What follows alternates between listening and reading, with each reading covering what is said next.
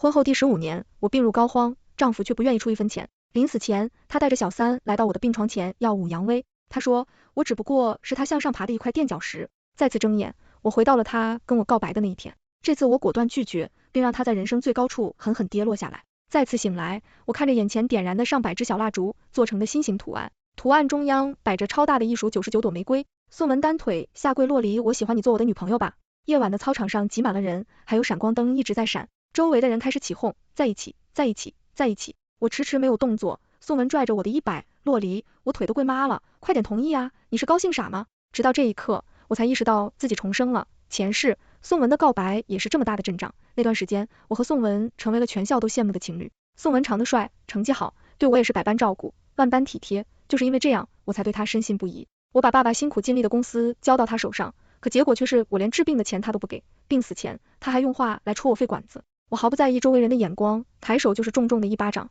宋文被突如其来的巴掌打懵了，周围的气氛组也安静了下来。洛离，你这是什么意思？有什么不满意的私下跟我说，有必要让我当众出丑吗？看着他极力克制，却难以面上的证明，真是怪我装的。我们结婚后不管大小事，他都是以我为先，所以我也从未让他难堪过，事实为他着想，在外面也是极力维护他男人的尊严。当着这么多人面的一巴掌，就让他斯文的面具开始出现裂痕，我不禁冷笑。宋文，你口口声声说喜欢我，为什么连我喜欢白玫瑰，讨厌红玫瑰这件事都不知道？你是诚心要跟我在一起了吗？我用手使劲掐自己的大腿，眼眶通红，满是委屈，圆的喊着在一起的气氛组，现在纷纷指责宋文，这人是来告白的，还是给人难堪的，故意的吧？怎么连自己喜欢的女生讨厌红玫瑰都不知道？诚意呢？虽然用红玫瑰也没什么大问题，但是他这也太不细心了吧，白那巴掌不亏。这时宋文的兄弟都出来帮他劝我，嫂子别生气，是我的不对，文哥让我买白玫瑰，我记性差迷，记住都是我的错，给我一个面子，你就别生气了。钱浩是宋文的发小，他们从小到大上学一直都在同一个班，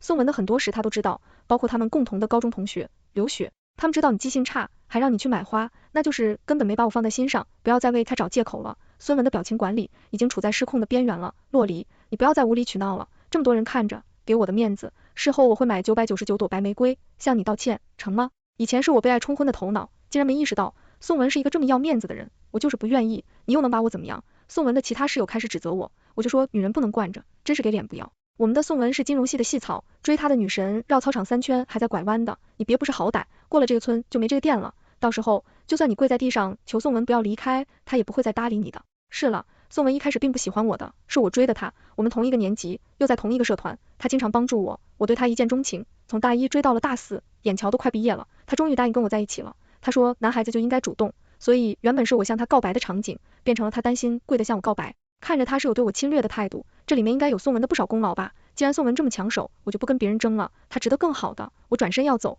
被宋文拉住了胳膊，洛离，之前不是说的好好的吗？你怎么突然变卦了？一定要因为这点小事闹成这个样子吗？人家都说女人善变，我就是善变，你想怎么样？你不是说喜欢我的吗？我都跟你告白了，你为什么不接受？这难道不就是你一直以来想要的吗？一坨臭狗屎还真会往自己脸上贴金，以前喜欢，现在不喜欢了，突然发现你配不上我，我值得更好的。我喜欢了他10几年，婚后更是爱他深入骨髓里，没想到他却是个人面兽心的家伙，制造车祸害死我的父母，骗帮我的家产，还带小三登堂入室，临死前还要在我面前耀武扬威，这一桩桩一件件，我都要连本带利地还给他。且等着吧，我转身走了，还能听到他的室友在他身后嚣张的扰扰着，摆什么臭架子，明天就得哭着求宋文要他，就是看在宋文的面子上，叫他一声嫂子，还真把自己当成一盘菜了。哼，咱们就等明天看好戏吧。我现在才知道，我在别人眼里是爱的有多卑微，偏偏祝由蒙了心，就是不知道回头，真是够贱的。回到宿舍，室友一个接一个的也回来了，前面看到我在床上坐着，哟，大小姐怎么不和你那亲爱的男朋友腻歪，这么早就回来了？不会是人家嫌你烦，被赶回来了吧？他不是我男朋友，你竟然没答应他的告白，真是见得鬼了。你也觉得我很喜欢他，前面发了一个白眼给我，我又不瞎，堂堂落石千金，连衣服都不知道怎么洗，却为了一个男人学做饭，瞎子都能看出来你喜欢他，我就好奇了，你怎么突然拒绝他了呢？被夺舍了，他配不上我，那种人渣不值得我付出。前面的巴掌拍得真天响，老天太严啊，你的眼下终于治好了，这周末咱们寝室必须出去庆祝一下。前面这人就是这样，热心肠，但是嘴毒，我们寝室相处很和睦，大家都会为彼此着想，直到我掏心掏肺的对宋文好，但是一直没换回来他的一句关心，就因为我喜欢宋文，还死皮赖脸贴着他，前面刚开始还跟我分析利弊，让我不要恋爱脑，但是我没听进去，那时候我觉得宋文是真爱，即使全世界阻止我，也要和他在一起，我相信只要我对他足够好，他总有一天会接受我的，那时前面看我不撞南墙不回头，只能放弃，尊重，祝福。卜林和尤贤回到寝室，听钱兵把我的事说了之后，他们都哇的喊得出来。卜林激动的抹眼泪，仓前开眼，我们的阿里终于长大了，姐姐我真的很欣慰。尤贤也十分赞同。之前我在庙里求签，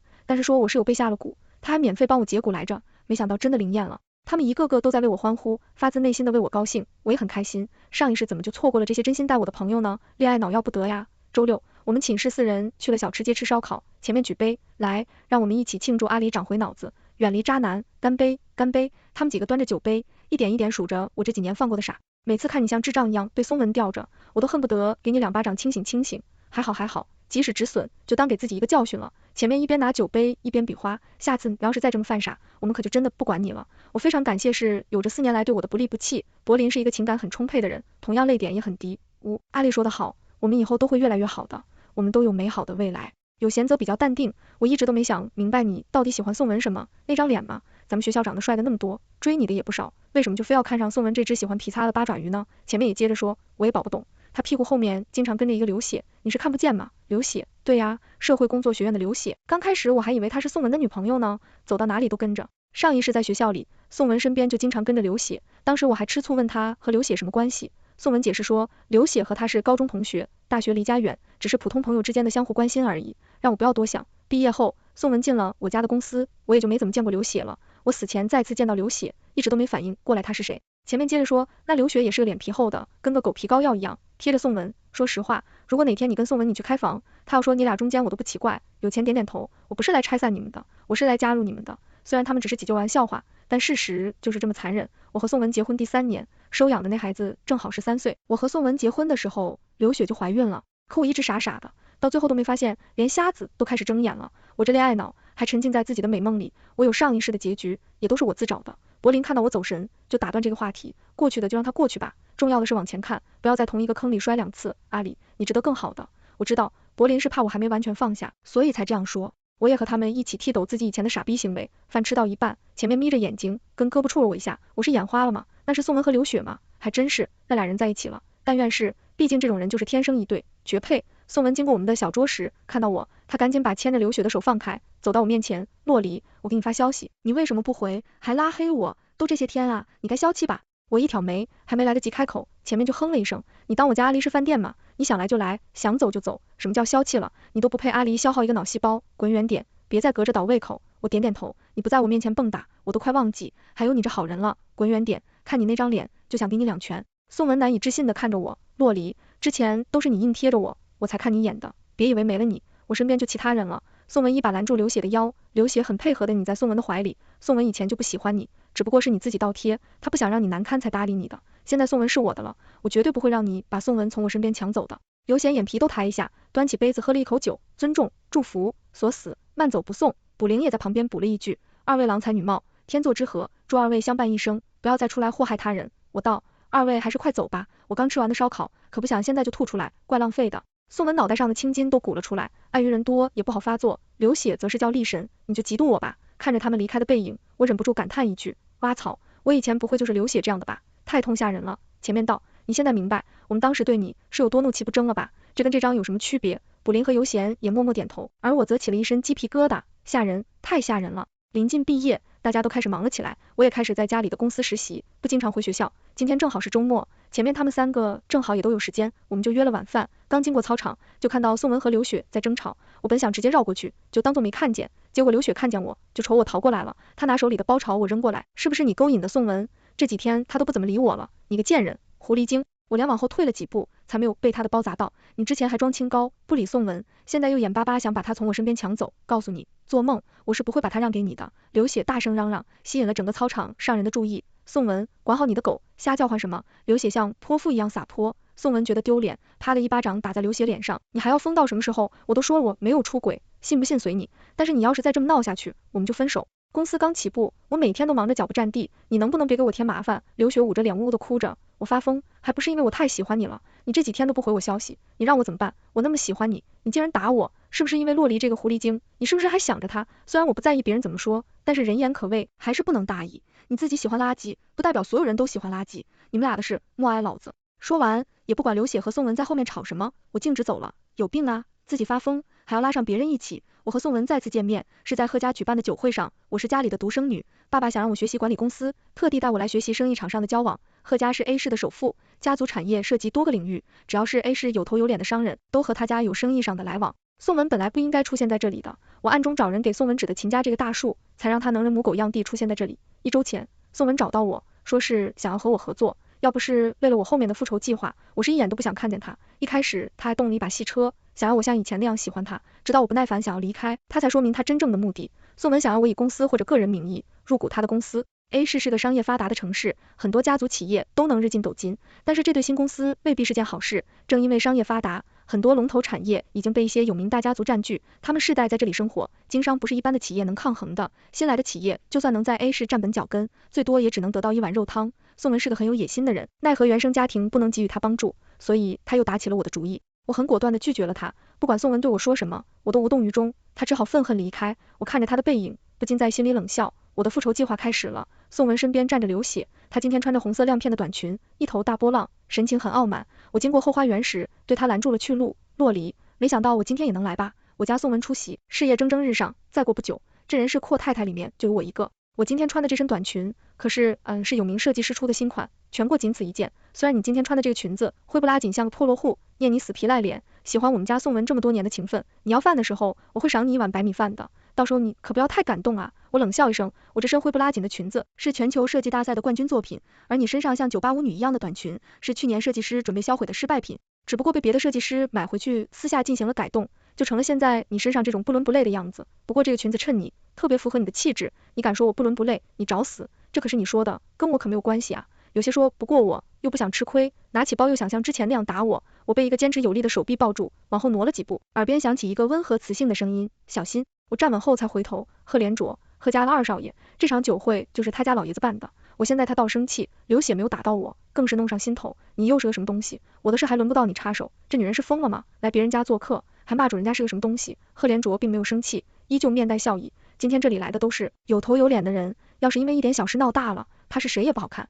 听到贺连卓这么说，流血的脑子才冷静下来，他恶狠狠地瞪了我一眼，今天就先放过你，下次可就不是这么简单能解决的了。流血走后，贺连卓好奇道，他是谁家的？没见过呀，说了你也不知道，一个小人物罢了。哦，一个小人物就敢在我们骆大小姐面前耀武扬威，说说看，我好好奇哦。贺连卓还和小时候一样喜欢逗人，她的男朋友或者说老公叫宋门，前几天刚攀上秦家。这个宋门看样子是个不要命的。我震惊地看着贺连卓，我还以为秦家干的勾当是秘密呢，没想到你也知道。瞧你说的，贺家家业大，万事都要留心，不然很有可能就着了道。这秦家前几年还不温不火的，一下子崛起，很多双眼睛都盯着呢。贺连卓看着我，你怎么和这女的扯上关系的？看样子不是个聪明人。我叹了一口气，别提了，我被人诅咒了，都是冤孽呀。贺连着哈哈大笑，有这么玄乎吗？竟然不想提就不提，走，跟哥哥小着一杯。大厅里，宋文跟在秦风身后，一个个的敬酒，一圈下来也开始有些头晕了。宋文走过来，见我一个人，在酒精的催化下，高傲自大的本性开始显露。洛离，看到我也能进上层圈子，你后悔了吗？我点点头，后悔，回的长子都轻了，知道就好。如果你现在跪下来求我原谅，我也不是不可以考虑给你一个机会。我后悔当初是哪根筋搭错了，能看上你这么个上不得台面的东西，你连那本小姐提鞋都不配，还给我个机会考虑一下，你也不撒泡尿照照自己是用个什么按摩阿狗，别以为站在这里就真把自己当盘菜了。好，很好，洛离，你给我记住，你今天说的话，总有一天我会让你跪着求我看你一眼的。就你那捉住驴子当马骑的800度近视眼，能看得见谁啊？翻白眼还差不多。宋文对我气得说出话来，只能用食指颤抖着指着我。好，你好得很，咱们走着瞧，总有一天，老子要把你变成我的玩物，你等不到那一天了。宋文前脚刚走，赫连着就捧着小蛋糕回来了，功力见长啊，又气走一个，还想赶紧回来帮你呢，看样子完全不需要我，你这战斗力一挑10，谁说我不需要你了？就你顶着贺家二少名头往给你斩，这些阿猫阿狗谁还敢来找我晦气？你这话说我爱听，以后本少爷的名号就借给你用了，遇到麻烦记得高喊贺家二少，那些人肯定对你毕恭毕敬的。去你的，一天天没个正形。我收起玩笑的态度，认真道，有件事还真的需要你帮我。尽管说我家和秦家没有业务往来，我没有途径拿到他们的内部消息，你想整秦家，你和他们有仇，我和秦家没仇，但是秦家收留了我的仇人，恨无及无。赫连着往宋文的方向看了一眼，他欺负你了？我点点头，他欺负死我了，从来没受过那么大的委屈，敢欺负你，他还真是嫌自己命大，这事交给我，你放心就好，谢谢你帮我，你这些的太没诚意了。我疑惑道，你想要什么诚意？这样吧，再过几天就是我生日了，你陪我过生日怎么样？你家老爷子那天应该也会给你办生日宴吧？到时候我家肯定也会有请帖的，我和爸爸一起过来就是了。贺连卓撇撇嘴，那都是办给外人看的，不算数。我想了一下，这样吧，生日宴结束，我们再单独过一次，就这么说定了。要会结束你可不准跑，贺少爷约我，肯定不跑。几天后，贺连卓约我吃饭，他把手机里存了一些关于宋文公司的经历文件给我看，偷税漏税、生产销售伪劣产品、贷款诈骗，还有洗钱罪，他胆子不小啊，一个刚起步的公司就敢迈这么大步，也不怕扯着蛋。我笑着对贺连卓说，你看到的是风险，而他看到的却是金钱和地位，梦想还是要有的，万一实现了呢？他那不是梦想，是白日梦吧。有了贺连卓的帮助，我掌握宋文的犯罪证据越来越多，但是现在我还不打算送他进监狱，我要在他以为自己还差一步就能登顶的时候把他拽下来，让他在最快乐的时候体会炼一般的折磨，我要让不甘心埋葬他的后半生，这都是他欠我的。贺连卓生日宴上，宋文就差用鼻孔看我了，眼睛长在脑袋顶上，一副谁也高攀不起的模样。我听贺连卓说，宋文的公司最近发展的速度很快，已经快到不正常了。是商场上的蛋糕就这么大，挤进来一个宋文，其他家分到的蛋糕就会少一点，已经有人沉不住气了，暗中给宋文使绊子。上一世，宋文经营的是我爸爸几十年打下来的江山，公司只要不出大差错就能稳步前进，而这一世，宋文的高傲让他没有认清，在这没有宵夜的商战里，危险随时都潜伏在周围，他走捷径带来的成功太过容易，让他缺少足够的危机意识。有雪见了，我也是伟大翘上天，一副小人得志的样子，不是一家人，不进一家门，这俩人简直太登对了。贺连卓只在生日宴的开头说了开场白，在台上当例会吉祥物，下了台拉着我的手就逃了，他开着车带我往市里跑，我问他去哪，他也不说，神神秘秘的。我们在一个小区下了车，我看了一眼周围，这也不像有什么玩乐场所的地方啊。他拉着我的手坐电梯上楼，然后按下指纹解锁，我站在玄关处，看着房间里茶几、沙发、电视剧等音家具，我愣住了。你不是说要过生日吗？带我来你家干什么？贺连着换的拖鞋，又把另一双小一点拖鞋放在我脚边，然后挽起袖子进了厨房。这是要在家里过生日，我跟在他后面，看他又是洗菜又是切菜，还从冰箱拿出几个鸡蛋，还有一把面条。今天我生日，看我给你露一手，哪有寿星亲自下厨的？我想进去帮忙，结果对他推了出来，你在客厅等着吧，今天让你见识一下我的另一个身份，贺大厨。那我今天有口福了，竟然能吃上贺大厨做的面。贺连卓得意洋洋，那必须有口福，你将是第一个吃上我做的饭的人。我瞧他的自信的模样，也就放心的让他一个人在厨房折腾，没有管。等了半个小时，贺连卓端着2碗面放在餐桌上，煮腻了的面条，汤上还漂浮这些细碎的黑色不明物。他一脸得意，虽然卖相差了点，但是味道绝对好吃。我在他的注视下拿起筷子，挑了几根泡发的面条放在嘴里，乱七八糟的材料味，加上一些焦糊的苦味。他急切道，怎么样怎么样，好吃吗？我整理好表情，笑着点点头，又吃了一大口，好吃，没想到你做饭这么好吃。贺连着一脸我就知道了表情，也坐下来，胡润了一大口，呸呸呸，这边做的，狗闻都摇头，别吃了，会死人的。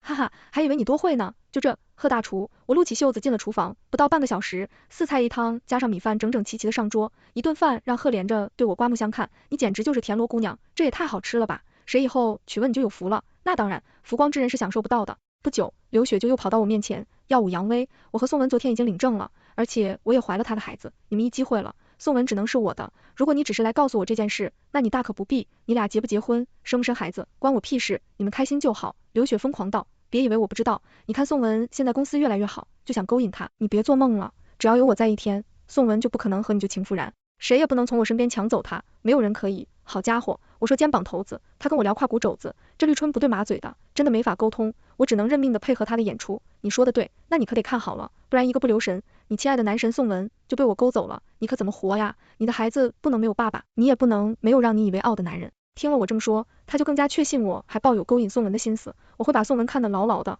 你不会有那个机会去钻我们的空子的。我看着刘雪逐渐扭曲的表情，那可不一定，你又不能随时跟着他，你怎么知道他没时间找我呢？对，我得时刻跟着宋文，我不能让他去找你，我要监视他，他的一举一动我都要知道。我再添一把火，这就对了，你要在他车里装跟踪器，还要在他的手机里装窃听器，这样你才能实时掌握宋文的动向，你不能松懈，不然宋文就背着你去别的女人的被窝里了。刘雪抓着头发，对，我要去买跟踪器，还要给他装窃听器，我不能让他跟别的狐狸已经鬼混，他的身边只能有我一个。宋文也算是天道好门毁了。这几个月，我和贺连卓都在关注着秦家和宋文公司的动向，然而关注这件事的人不止我们 ，A 市的几个家族眼看着秦家踩到自己头上，怎么可能坐视不理？于是宋文公司就成为了那几个家族率先断掉的臂膀，把出萝卜带出泥，只要开了一个小口，剩下的都是顺其自然罢了。最开始，警察只是查到宋文公司偷税漏税，警界又接到举报说他公司从事金融诈骗，在这项罪名还没核实的时候，又被举报说是可能存在运输毒品、洗钱等罪。秦家不愧是在商场纵横多年的老手，他和宋文犯罪证据都被清理得很干净。就在调查毫无头绪的时候，刘雪挺着肚子报警说自己遭受了家暴。在刘学把监控的监控视频和音频交给警察时，宋文的罪名终于被坐实了。宋文可能怎么都没想到自己会栽在自己女人的手里吧。刘学在孕激素和长期的精神恍惚的作用下，根本不知道自己做了什么。我只不过是让他身边的人告诉他，警察会帮你惩罚出轨的老公，保证他下次再也不会犯了。刘血就拿着证据，亲手把宋文送进监狱，可能现在她还在等待自己老公能改邪归正，这辈子只爱自己一个人呢。审判宋文的时候，我坐在旁听席上，那个男人即使到现在都不肯低头，永远一副趾高气扬的样子。他长满胡茬的脸上，还有几道还没完全愈合的抓痕，脑袋侧边的头发有一块是秃的，还带有血架，脖子上还有一个很深的牙印。如果再用力一点，那块肉说不定就不存在了。宋文坐在被告席上，余光看到我，眼睛里都是怨毒，好像他是在被迫替我顶罪一样。后来监狱督打电话说宋文不肯配合调查，除非让他见我一面，赫连着开车陪我一起，但是我没让他进去，我一个人去见了宋文。他的眼睛枯黄，长满了红血丝，看起来就像地狱归来的恶鬼。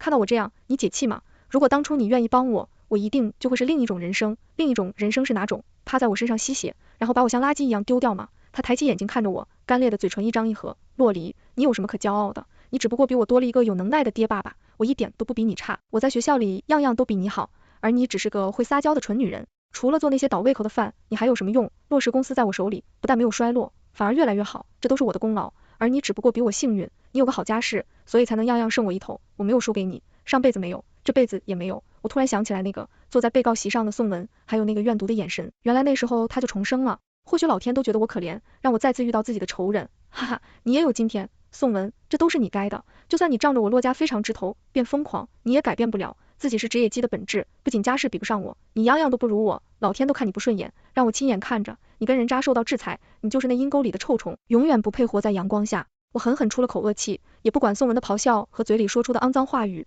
打开门走了出去。赫连卓把我揉在怀里，怎么还哭了？你等着，我这就给你骂回来。我紧紧地抱着他，阳光洒到我身上，把我从上辈子阴冷的回忆中带回了现实。后来秦风的案子也结了，宋文参与多项罪名，数罪并罚，判处无期徒刑，剥夺政治权利终身。刘学整本人则是疯疯癫癫的，最后被社区送到了精神病院。他在精神病院生了孩子，由于他完全没有照顾孩子的能力，孩子就被送去了福利院。1年后，我和赫连卓结婚了。结婚的那天晚上，赫连卓还要给我做饭，这次我真的学会了。你要相信你老公，我为了这顿饭，上周末特意去请教的5星级大厨。想起1年前他给我做的那碗面，我也不好开口打击他的热情。再给你一次抓住我，为了机会，要好好表现啊！看我的吧，绝对不会让你失望的。我还是不大放心，又不好直接说出口，就哄他说他做饭的样子最帅了。我想看，他才允许我站在厨房门口，看他不太熟练的拿刀切菜，我的心都跟着提起来了。然后就是炒菜，锅铲还没拿明白就想颠勺，差点把菜都甩到地上。一顿饭做的是心惊肉跳，我紧张的全身筋肉都不敢有丝毫松懈，